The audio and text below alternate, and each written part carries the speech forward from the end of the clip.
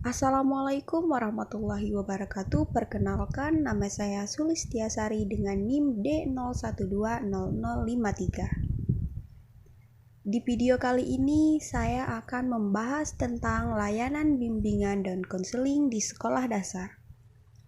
Apa itu bimbingan dan konseling? Bimbingan merupakan bantuan yang diberikan kepada siswa dalam rangka upaya menemukan pribadi, mengenal lingkungan, dan merencanakan masa depan. Sedangkan konseling merupakan proses pemberian bantuan yang dilakukan oleh seorang ahli atau konselor kepada individu atau konseling yang bermuara pada teratasinya masalah yang dihadapinya.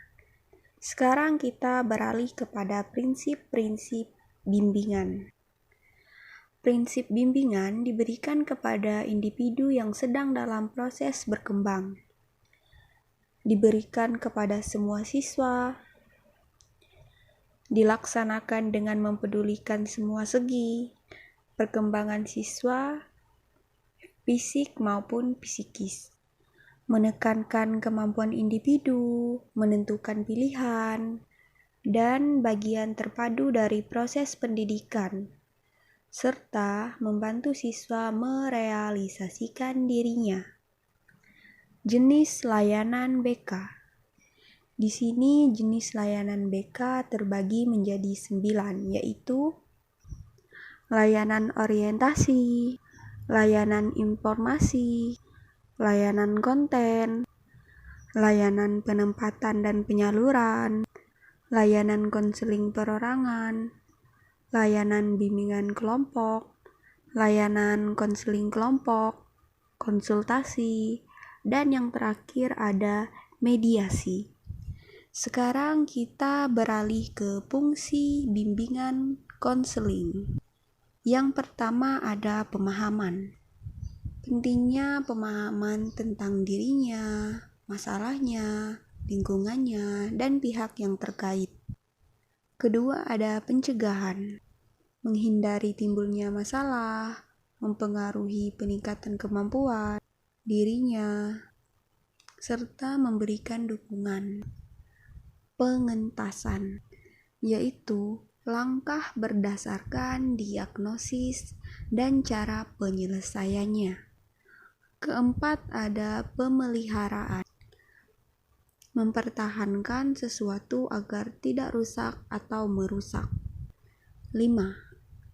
Yaitu pengembangan. Mengusahakan lebih baik. Materi terakhir yaitu ada kesalahpahaman dalam bimbingan dan konseling. Dalam bimbingan dan konseling ada 2 pendapat, yaitu yang pertama, menganggap bahwa bimbingan konseling sama saja dengan pendidikan. Pendapat ini menganggap bahwa pelayanan khusus bimbingan dan konseling tidak perlu di sekolah. 2. Bimbingan dan konseling harus benar-benar dilaksanakan secara khusus oleh tenaga yang benar-benar ahli dengan peralatan yang begitu lengkap dan memenuhi syarat. Bagaimana sih bimbingan konseling yang memenuhi syarat? Yang pertama, konselor dianggap sebagai polisi sekolah. Masih banyak anggapan bahwa peranan konselor di sekolah adalah sebagai polisi sekolah yang harus menjaga dan mempertahankan tata tertib, disiplin, dan keamanan sekolah. 2. Bimbingan dan konseling dibatasi hanya menangani masalah yang bersifat insiden konselor dan mengemukakan masalahnya.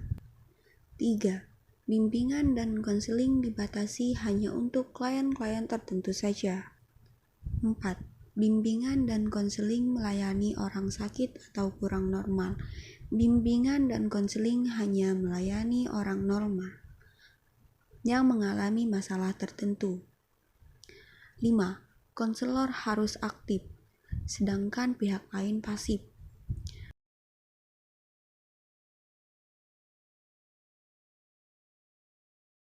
6. Memusatkan usaha bimbingan dan konseling hanya pada penanganan instrumentasi bimbingan dan konseling. Yang terakhir yaitu bimbingan dan konseling dibatasi hanya mengenangani masalah-masalah yang ringan saja.